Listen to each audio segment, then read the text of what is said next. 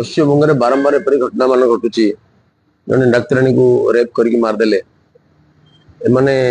पश्चिमबंग सरकार को प्रिवेंट कर पारुना त्वरित प्रतिकार भी कर पारुना एपरी निरीह छात्री निरीह डाक्तराणी एमाने देशर एसेट एमाने केते बळी पड़िबे। बर्तमान जदियो 2-3 जन को अरेस्ट कराई मुख्य अभियुक्त एपर्यंत धरा पड़ी नहीं बोली आम शुणिली बालेश्वर एसपी सहित जोगाजोग कर कहले तार माँ बापा मैंने पुलिस टीम भेटी जदियो प्रथम कहते जे पलि आसबे चिकित्सा हे तार क्रिटिकल अवस्था चाहूना आम चिकित्सा भल जी